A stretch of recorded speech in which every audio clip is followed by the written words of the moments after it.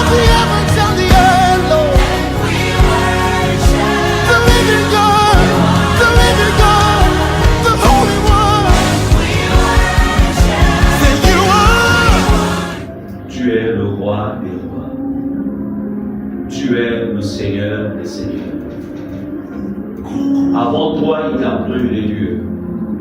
Et après toi, il n'y en aura jamais. Tu es le maître de l'univers.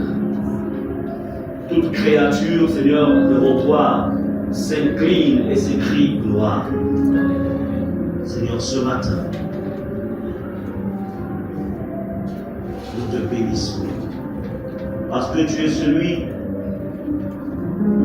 qui récolte, Seigneur, les paroles de nos bouches comme des sacrifices, comme une offrande de bonne odeur, un parfum qui s'élève jusqu'à toi, jusqu'à ton trône ce matin. Béni, béni soit ton nom. Béni soit ton nom. Au nom de Jésus. Amen. Amen.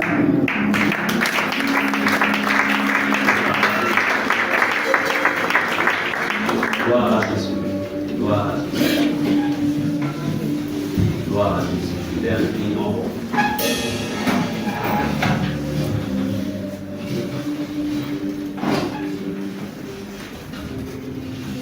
Il y a quelqu'un qui, le Saint-Esprit, ce matin, cesse de regarder en arrière. Cesse de regarder en arrière.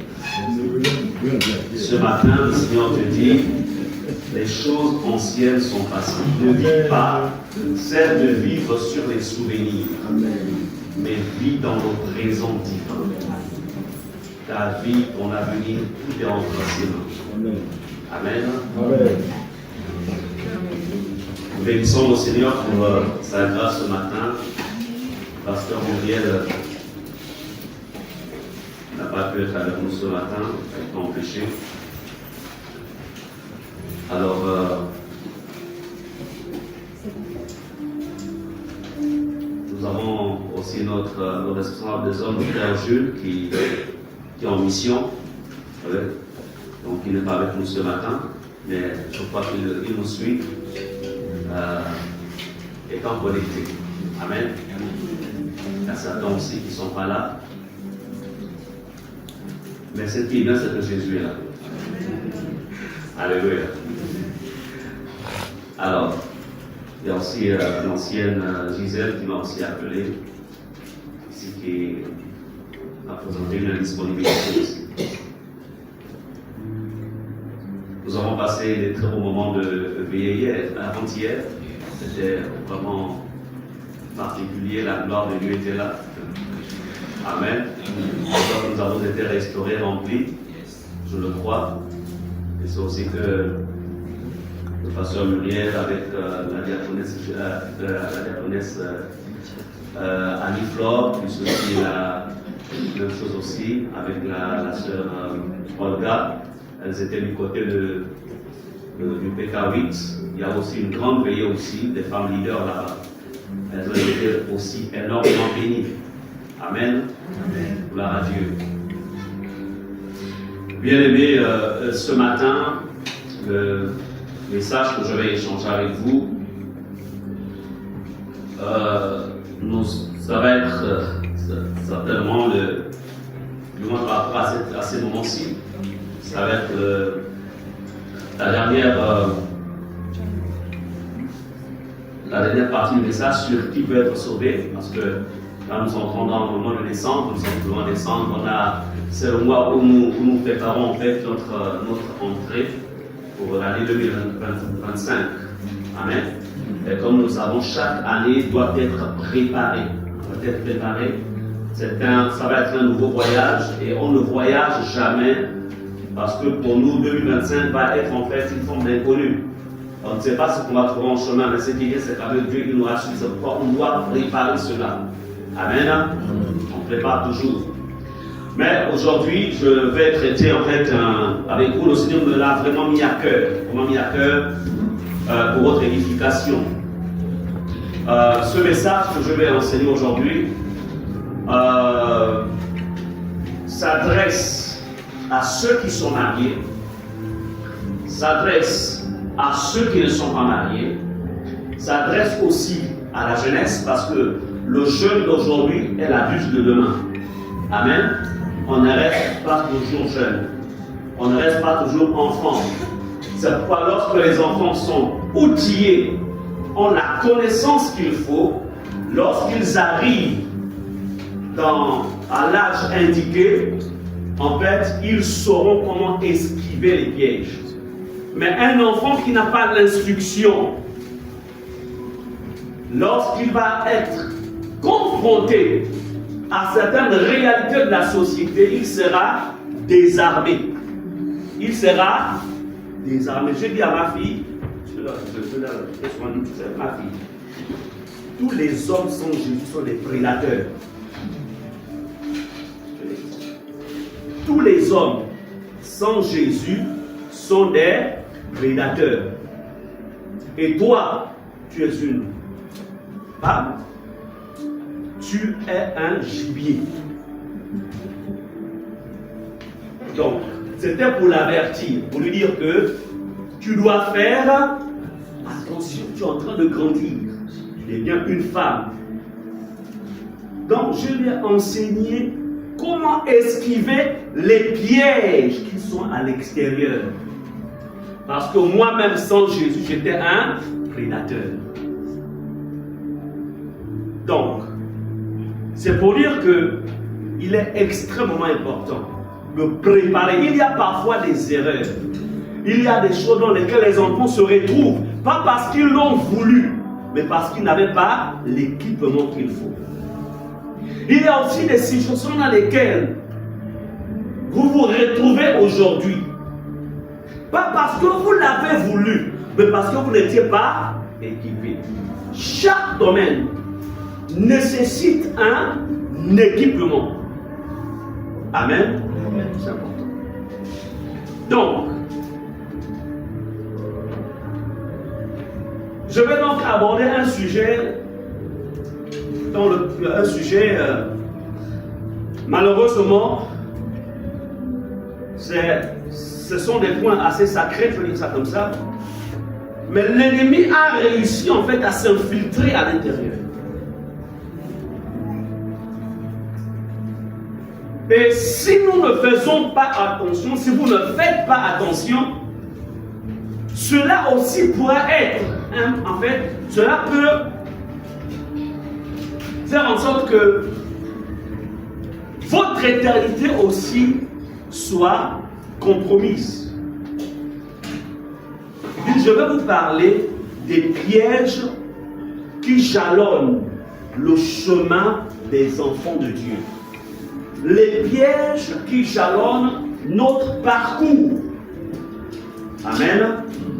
Nous sommes en mouvement, nous allons quelque part. Est-ce qu'on peut répéter, je vais quelque part? Et ces pièges, vous les rencontrerez que vous le voulez ou non.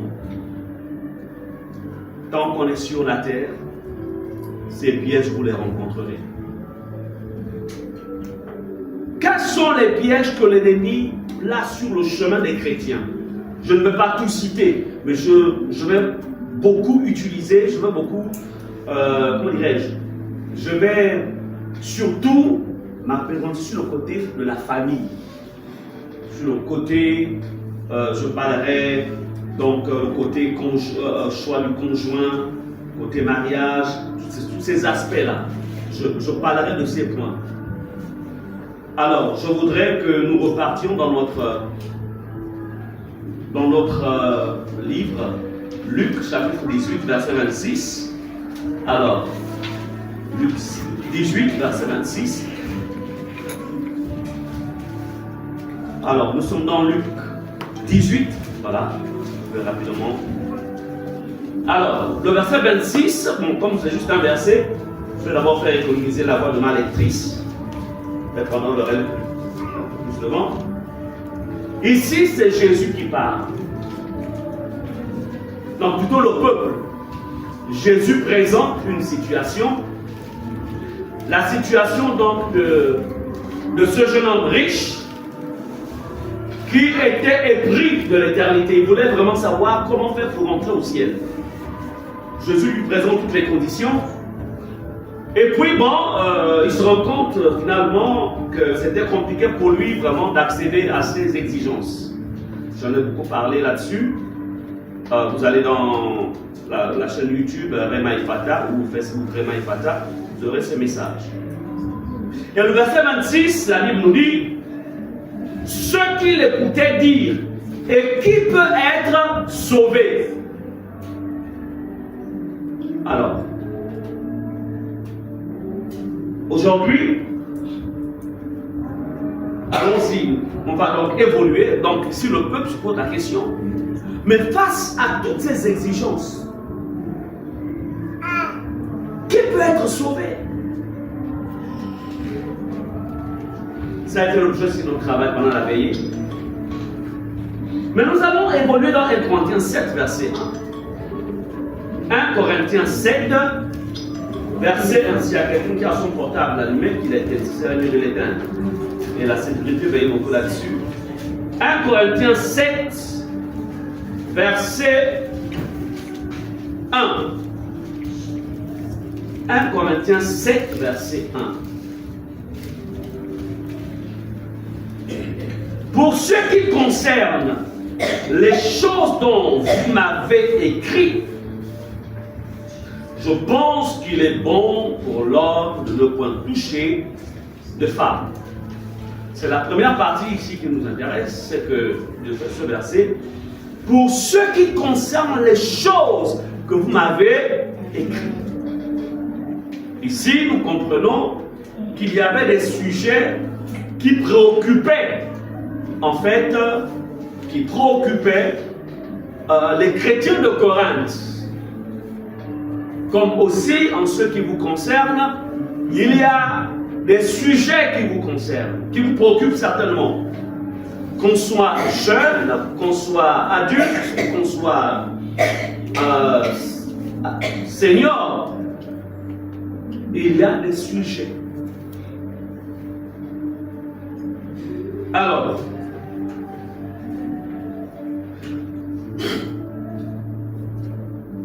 l'un de ces sujets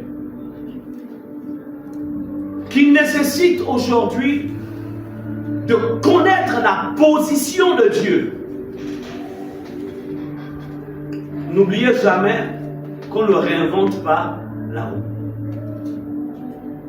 N'oubliez jamais que ce monde appartient à Dieu. Satan, il est prince de ce monde, mais il n'est pas créateur de ce monde. Il n'est pas Dieu de l'univers, il est prince, c'est-à-dire que une position qu'il a usurpée, mais il n'est pas le créateur. Même l'homme le plus sage de la terre ne possède pas, n'est pas le propriétaire de ce monde. Je peux vous dire une chose aujourd'hui. L'ivresse s'est introduite dans le camp de Dieu. C'est pourquoi je rends grâce à Dieu pour les chantres qui sont en train de revenir, de ramener les cantiques même des années 80-90, parce que même dans le chant, ce que nous appelons, c'est-à-dire que dans l'ignorance, on appelait tout ça louange. Mais nous avons aujourd'hui des artistes chrétiens qui ont fait des pactes avec le diable, qui chantent des soi-disant cantiques, mais lorsque cela est relâché, ce sont des envoûtements. Ce sont des âmes qui prennent en captivité. À chaque fois qu'un enfant de Dieu écoute ça, il se fait envoûter pour détruire en fait la présence de Dieu en toi, afin que tu t'ouvres à nouveau dans les choses du monde.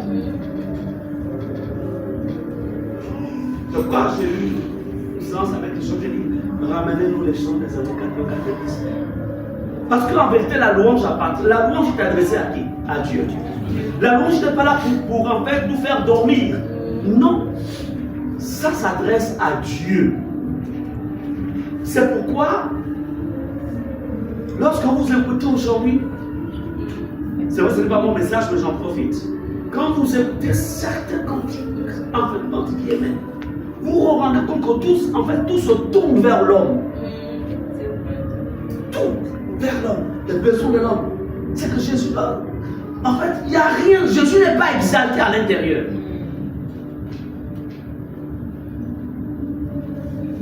Et il y a des moments, parfois, quand je vois certains de ces artistes à la télévision, quand je regarde, je dis, ah, c'est vrai que Dieu n'est pas le Dieu de la médiocrité, mais l'excès là, ça en dit long.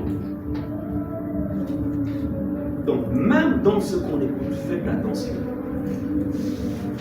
Et moi, je conseille, allez-y écouter les cantiques de jeunesse en mission. Allez-y écouter les cantiques de ces années-là. Nous avons aussi, on appelle ça comment? Nous avons aussi le chant des victoires. Voilà, ce chant des victoires. Je vous donne un mois des chantres. Pensez à ça dans ton équipe. Allez-y prendre le chant des victoires pour mélanger tout ça à l'intérieur. C'est déjà là. Ah, on les acclame. Ah, là, là, là. Acclamez bien. Voilà, c'était des hommes inspirés. Amen. Amen. Alléluia, gloire à Dieu.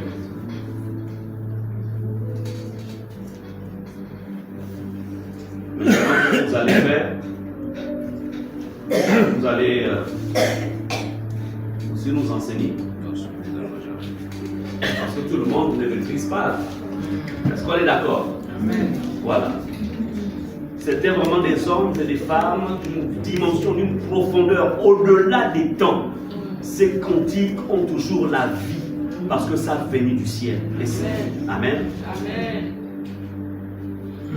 Bien-aimés, chers enfants, parce que moi, hier, j'étais enfant comme vous, tous aussi, on était enfants. Si vous posez la question, comment vous dire que moi aussi j'étais enfant hier? Amen. Amen. Voyez, dit même Amen. Parce que c'est la vérité. Il n'est pas. Donc, on n'est pas tous. La seule personne qui est née adulte, c'est qui? Oh, c'est Jésus. C'est Adam. C'est seulement Adam qui est né. Il n'est même pas né. Il a été créé adulte. Il est créé adulte. Donc, après lui là, tous nous naissons, on commence bébé et puis voilà. Amen. Bien. Donc, la première chose que je vais, dans laquelle l'ennemi a établi un piège. Allons-y dans 2 Corinthiens 6, versets 14 à 16. Là, je demandais donc à l'ancien de m'aider. 2 Corinthiens 6, versets 14 à 16. Allons-y. 2 Corinthiens chapitre 6. La parole de Dieu déclare: ne formez pas un attelage disparate avec des incroyants. En effet, quelle relation y a-t-il entre la justice et le mal? Ou qu'y a-t-il de commun entre la lumière et les ténèbres? Quel accord y a-t-il entre Christ et le diable? Ou quelle part le croyant a-t-il avec l'incroyant? Quel rapport peut-il y avoir entre le temple de Dieu et les idoles? En effet, vous êtes le temple de Dieu, du Dieu vivant. Comme Dieu l'a dit, j'habiterai et je marcherai au milieu d'eux. Je serai leur Dieu et ils seront mon peuple. Amen. Le premier piège que vous rencontrerez dans la vie, dans votre marche chrétienne, c'est le piège du choix. Le choix par rapport à...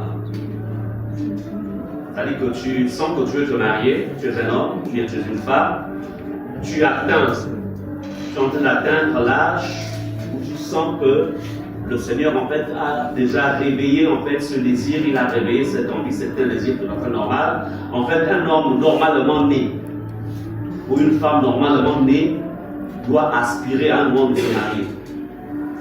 Maintenant, si on n'est pas normalement né, le désir là en fait, ce sont des eunuques. Donc ce n'est pas un péché d'aspirer au mariage. Amen. Ce n'est pas un péché. Mais Lorsqu'on est enfant de Dieu, nous appartenons à un royaume. Je ne parle pas des personnes qui sont sans identité mais qui fréquentent des églises.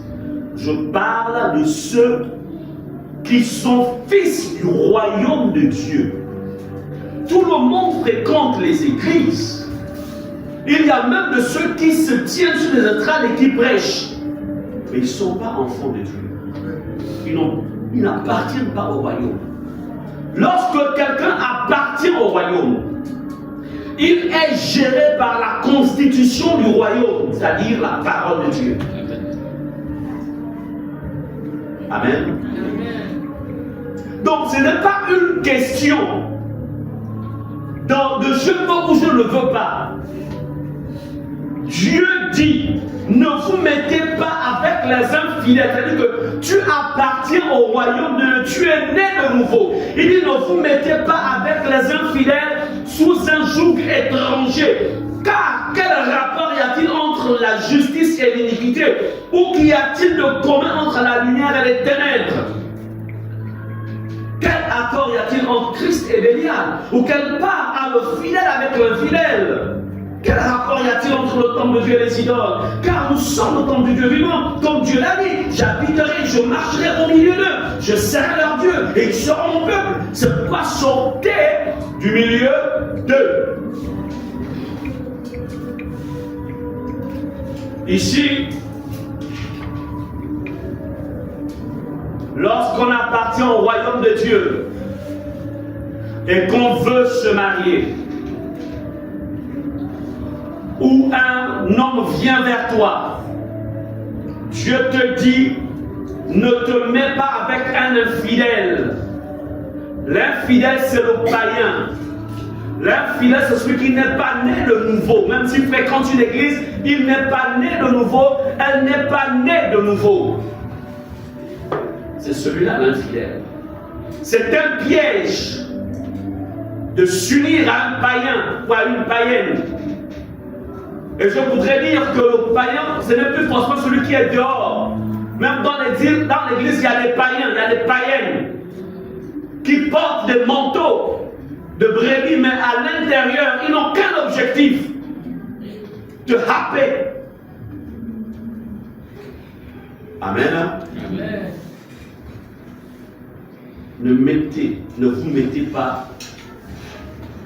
mettez pas avec les infidèles. Combien de chrétiens se sont fait piéger? Combien aujourd'hui sont sur la route de l'enfer? Parce que je peux vous dire une chose: lorsque tu n'as pas la paix dans ta maison, quand tu n'as pas la paix dans ton cœur, lorsque tu es constamment aigri, ce n'est pas facile.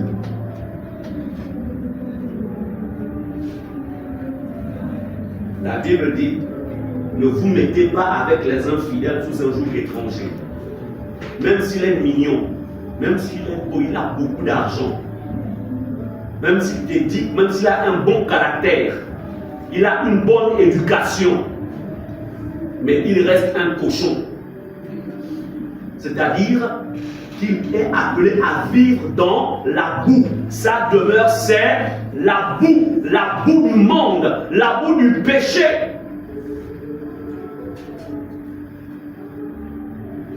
Amen. Dieu dit, quel rapport y a-t-il entre la justice? Dieu t'appelle toi justice. Celui qui est dans le monde, Dieu l'appelle iniquité. Donc quand il marche, il s'appelle iniquité. Quand il a la cravate avec la belle voiture, il s'appelle iniquité. Quand il t'offre des présents là, il s'appelle iniquité. Donc même les présents que tu reçois portent la marque de l'iniquité.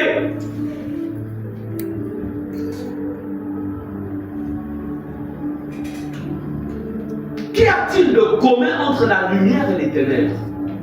Dieu t'appelle toi lumière, mais Dieu l'appelle ténèbres. Dieu l'appelle ténèbres. Toi, tu vois seulement le corps physique. Tu vois tu es seulement attiré par la matière. Mais ce n'est pas la matière qui crée, qui donne la vie. c'est ce qui est à l'intérieur. Amen. À l'intérieur, il est ténèbres. À l'extérieur, il paraît être un être humain. Mais à l'intérieur, il est ténèbres. Toi, à l'intérieur, tu es lumière. Mais combien d'enfants de Dieu aujourd'hui, combien veillent encore sur ces réalités? Combien? Ils ont même trouvé la... C'est-à-dire que Satan les a même trompés en disant, tu peux aller prendre un homme du monde, tu l'amènes à l'église, tu vas la convertir, tu vas le convertir. Qui t'a dit que tu as le droit de convertir quelqu'un? Qui t'a dit ça? Tu peux changer un cochon en chat. Mais je te trompe. Il n'y a que Dieu qui a le pouvoir de convertir. Aucun homme. Tu peux porter la plus grande onction du monde. La plus grande onction du monde. Ne te trompe pas. Ne te trompe pas. On n'a pas le pouvoir de convertir. Donc voici en fait des hérésies où aujourd'hui on peut voir les enfants de Dieu se lier avec des païens. On peut les voir. On voit aussi des païens se lier avec des païens.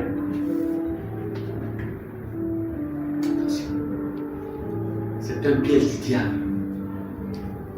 Les enfants de Dieu s'unissent avec des enfants de Dieu. C'est différent lorsqu'on était dans le monde. Tu étais dans le monde, tu étais déjà lié. Il y avait déjà en fait ce qu'on appelle un lien, la coutume. Je ne parle pas des fiançailles, ou bien fiançailles, ça se concasse ça. Tu acceptes Jésus pendant un temps de fiançailles, comme ça, bon fiancé. Je te montre que il te démontre, il t'a touché. Tu ne vas pas plus loin. La seule chose qui est indissoluble, c'est le mariage, à partir de la coutume. Quand les gens viennent du monde, étant déjà mariés à la coutume, on ne casse pas ça. Parce que le mariage, Dieu a toujours été témoin. Même quand on est dans le monde, ce mariage, parce que celui qui a inscrit le mariage, il est témoin. Mais lorsque tu as donné ta vie à Jésus célibataire, tu es célibataire, et tu vas aller prendre une femme du monde, tu es dans le péché. Tu es en train de rentrer dans un lien de piège. Ou tu vois un frère ici à l'église, une sœur à l'église. Bien aimé, c'est compliqué. Je suivis, il y a une émission là qui se passe à LMTV, l'émission des Points d'accord. Non, c'est compliqué. Je suivis récemment un homme battu par sa femme. Le frère là, je prends juste une parenthèse, hein. Fidèle, servant le Seigneur, humble comme Ersan, calme. Aimant le Seigneur plus que tout.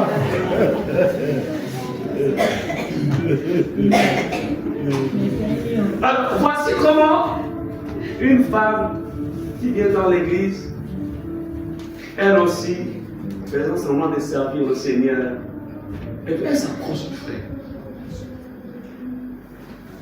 Et puis, le frère passait par des temps vraiment difficiles, quand même, il avait perdu son emploi, etc. Alors, la vérité, c'est que ce frère-là était vraiment converti. Il va se faire avoir. Cette femme avait porté des vêtements de brebis. Elle va s'approcher vers le frère. Elle va inviter le frère chez elle. Elle va lui donner à manger. Elle va même lui faire ce qu'on appelle, commencer à faire des dépôts là, voilà, un certain montant. Et ça va finir par le mariage. Je ne parle de commentaires. 3 mois, les 3 premiers mois, ils étaient sur les nuages au ciel. à partir du 4e mois, la sœur a enlevé l'image de l'ovaire de brebis, sa vraie nature, le bouc au féminin, s'est manifesté. Elle a commencé. Donc ce frère-là, il devait faire à manger, laver les assiettes, s'occuper de la maison. C'était une bonne. Faites attention, vous qui êtes célibataires. Faites attention. C'est-à-dire que quand je suivais cette émission, j'étais traumatisé. C'est-à-dire quand la femme là est rentrée au studio, le frère, l'homme, il a commencé à... Quand la femme là tournait sur le plateau, l'homme part de son siège, se cache.